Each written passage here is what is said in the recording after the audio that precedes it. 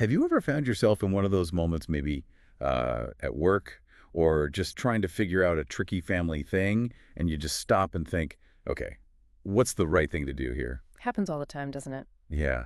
And, we often just go with our gut feeling, or maybe we fall back on those familiar rules we grew up with. Sure, the defaults. Exactly. Hmm. But here's where it gets really interesting. Sometimes that simple approach gets, well, incredibly complicated fast. What if what you instinctively feel is right just isn't what someone else thinks at all? That's really the heart of it, isn't it? Our sources for this deep dive, they immediately throw up these two fundamental challenges whenever we try to pin down ethical standards. Okay, what are they? Well, first, on what do we actually base our idea of what's ethical? Like, where does it come from? The foundation. Exactly. And second, even if we think we have those standards, how do we actually apply them to the specific, often messy, real-world situations we face every single day? It's not always clean. No, definitely not. And that's precisely our mission today. We're diving deep into this concept called ethical relativism. We're going to try and unpack this idea, explore where these moral standards might genuinely come from, how they can vary so wildly, not just person to person, but culture to culture. Yeah, the scope is huge. And then, crucially, we'll look critically at the arguments for this kind of perspective, and maybe even more importantly, its significant weaknesses. Okay, so let's get into it. Where do we start? So ethical relativism, at its core, it proposes something pretty radical. Okay. It suggests there are no moral absolutes, none. It says that ethical norms, what we think of as right and wrong, they depend entirely on individual or cultural beliefs and preferences. So what's right for me might not be right for you, and that's okay. There's no bigger right. That's the basic idea. No universal, overarching standard to appeal to. I feel like you hear echoes of this all the time, though. Think about common sayings like, let conscience be our guide. If your conscience is the guide, it sort of implies there's no real difference between what is right and just what you think is right, in that moment. It collapses that distinction. Or the classic, when in Rome, do as the Romans do. Both of those really capture that spirit, don't they? That relativistic spirit. They absolutely do. And it's important to see that our sources identify, well, two distinct ways this idea of relativism shows up. Two faces, if you like. Okay, two faces. What's the first one? The first is what's known as descriptive relativism. Sometimes people call it cultural relativism. Okay, descriptive. Yeah. That sounds like it's just describing something. Is it just about noticing that people disagree? Precisely. Yeah. You got it. Descriptive relativism is basically an observation. It's a factual claim. Okay. It just acknowledges that, especially in our incredibly pluralistic world, people from different cultures, different religious backgrounds, they genuinely do have different values, different moral beliefs, different practices. So it's just stating a fact. Diversity exists. Exactly. It's a statement about how things are. It's saying diverse moral codes exist, period. It's not making a judgment itself. It's just observing this undeniable variation. And from that viewpoint, you can't really judge another culture's way from the outside because you're just observing what is. That's the implication from a purely descriptive stance, yes. You're just mapping the terrain, so to speak. Okay, so that first phase is just observing moral diversity. Simple enough. But where does the philosophy get more active or prescriptive? What's the second type? That's normative relativism. This is where it moves from just observing to actually making a claim about morality itself. Okay, how so? It states that the moral rightness and wrongness of actions actually varies from society to society. And crucially, there are no absolute universal moral standards that bind all people at all times. Whoa. So it's not just that they differ, but that the difference is legitimate, morally speaking. That's the core of normative relativism. Each culture, it argues, establishes the basic values and principles that serve as its own foundation for morality. A norm is considered right within that particular culture's framework, and that's it. Full stop. So if I'm getting this right, it's not just, oh, they have different beliefs, but it's more like their different beliefs are right for them, and we can't really say otherwise. Exactly. How does that play out with something that might seem, really abhorrent to people in another culture? Well, that's where it gets very challenging, because under normative relativism, there's no absolute right or true floating out there. There are only beliefs which are right or true relative to the specific culture where they're held. Okay. Our sources give a powerful and, quite confronting example. Which is? Female circumcision, the removal of the clitoris, usually from a teenage girl. In parts of Sudan, for instance, it's considered a noble tradition. Right. Yet in the West, many condemn this exact same practice, calling it female mutilation. The same act, viewed completely differently. Totally opposite moral valuations. It starkly highlights how a belief is seen as right or true only within the specific framework where it exists. Wow. That's an incredibly stark illustration. It really forces you to confront how deeply different moral views can be. Are there other examples, maybe a bit less intense, but that still show how culture reshapes our basic ideas, Yeah. like justice or responsibility? Yes, absolutely. Our sources also mention how group-oriented or community-focused cultures often base their moral arguments on collective solidarity rather than on universal principles about individuals. Okay, like how? So take this scenario. Imagine a man steals expensive medicine he can't afford to save his dying wife. Okay, a classic dilemma. Right. Now, in some communities, the villagers might completely sidestep the question of his individual guilt or rightness. How would they do that? They might respond by saying something like, well, if nobody in the village helped him save his dying wife, and so he stole to save her, I would say we had caused that problem. So the blame shifts, or the responsibility, rather. Yeah, exactly. The moral responsibility shifts dramatically from the individual to the community as a whole. It's a fundamentally different way of framing the ethics of the situation. That is fascinating. Okay, so beyond just observing these differences, what are some of the key arguments that people who support ethical relativism actually use to defend this whole view? Well, one of the really foundational arguments, and what gives it a lot of its appeal maybe, is the idea that our moral values aren't some kind of universal truth we discovered. Right. Instead, they're literally something we invented. They're seen as strictly human creations, products of individuals, or more often groups. So we made them up, like rules in a game. In a sense, yeah. And if we created them, well, then the whole landscape of right and wrong looks very different, doesn't it? It's not set in stone. That's a huge shift, because if we made it up, that implies it can change. And I guess it has changed throughout history. Precisely. And that leads right into the second argument. Ethical relativists point out, look, moral values clearly do change across different societies, across time. You can see that historically, for sure. Absolutely. Our sources mention examples like polygamy, attitudes towards homosexuality, even something as extreme as human sacrifice. These were viewed very differently in different cultures and at different times. What's considered right in one era or place can be totally unacceptable in another. That makes a lot of sense. It's a very contextual way of looking at morality. It depends on the context. Exactly. It's all about context. And this context isn't just about time and place. It's also about the underlying beliefs and history of a community. Right. Which brings us to another point. Ethical thinking itself is seen as relative because the problems people face change over time.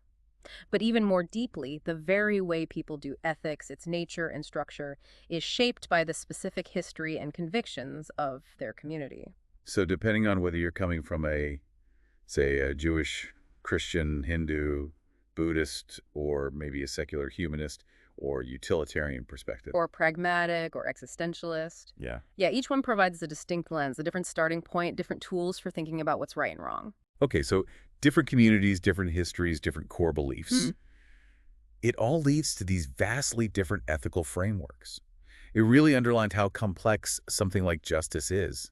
It can't just mean one single thing everywhere. It really does. Different communities often have fundamentally different ideas about what's right, including justice, precisely because they have different social structures, different histories, different conflicts. Could you give an example of that? Our sources use the really poignant example of Israeli settlers and Palestinian refugees. Their experiences, their histories, their sense of grievance are so different that their conceptions of what constitutes justice in their situation can be almost mutually incomprehensible. Because they don't share the same story, the same starting point. Exactly. Their traditions and experiences lead them to frame justice in ways that make very little sense from the other side's perspective. And I suppose if you can't fully grasp another culture's history or their deepest convictions, because it's so specific and ingrained, then the argument follows that you can't really judge their actions fairly. Is that another key point?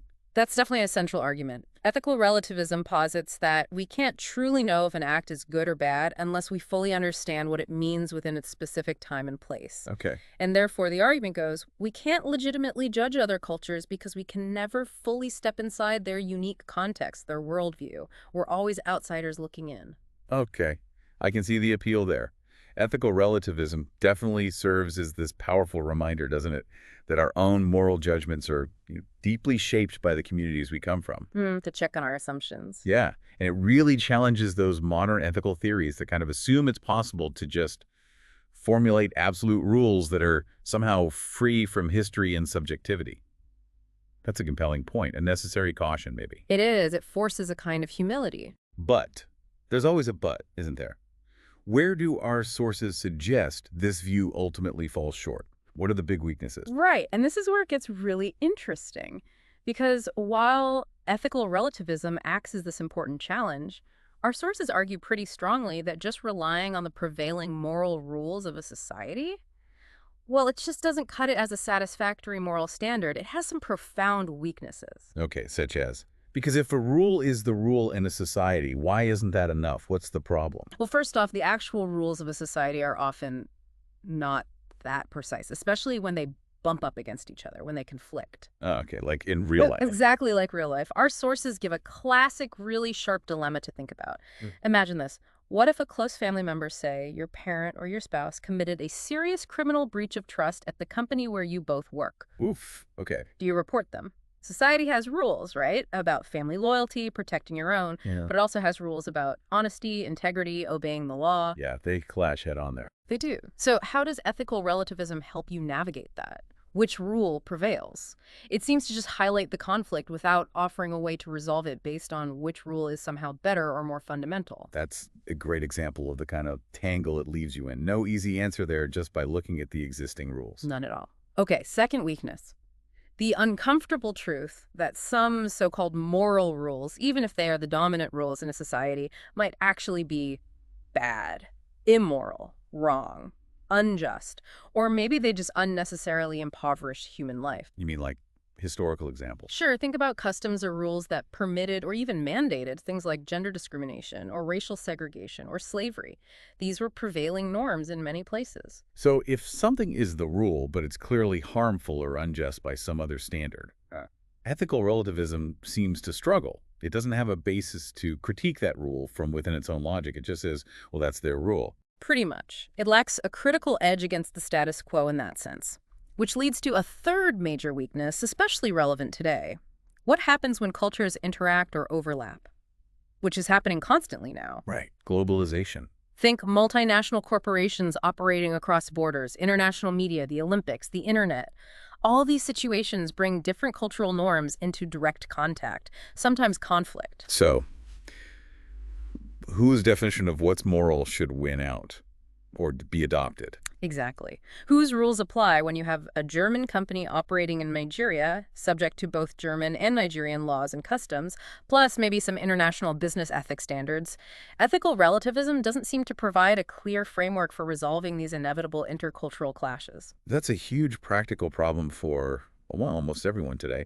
And it also seems like it would make any kind of social change from within almost impossible, right? If you were a strict ethical relativist. You're hitting on a really crucial point there. If ethical relativism holds true, then it's basically impossible, in principle, to have a genuine moral reformer, someone who successfully challenges and changes their society's moral code from within. Why impossible? Because if the prevailing rules are the standard of right and wrong for that society, then anyone who stands up and says, these rules are wrong, we need to change, is, by definition, wrong. According to that relativistic framework, they are going against the established morality. Wow. Okay, so figures like, I don't know, Martin Luther King Jr. or Susan B. Anthony or Gandhi, they couldn't actually be seen as moral reformers in their own time, according to this view, because they were directly challenging the prevailing rules. According to a strict interpretation of normative relativism, yes. Yeah. They would be seen as immoral or at least incorrect within their own society's framework at that time. It's a really chilling implication when you think about it. It really is. It removes the possibility of moral progress driven by critique from within. Precisely. And one final weakness our sources touch on. Some proponents of relative ethics say, okay, maybe it's not about rules, maybe true morality is about becoming a virtuous person, developing good character, which then guides you in situations. Okay, like virtue ethics. Sort of, but it raises a fundamental question within relativism. If there are no standard cross-cultural definitions of virtue, if everything is relative, then how does one even begin to acquire the moral capacity to be a virtuous person? What does virtuous even mean if it's completely relative? Right. How do you aim for a target if the target keeps moving or is different depending on who you ask? It seems like it starts to unravel there. It does seem to lack a stable foundation for defining, let alone cultivating, virtue. This is getting really thorny.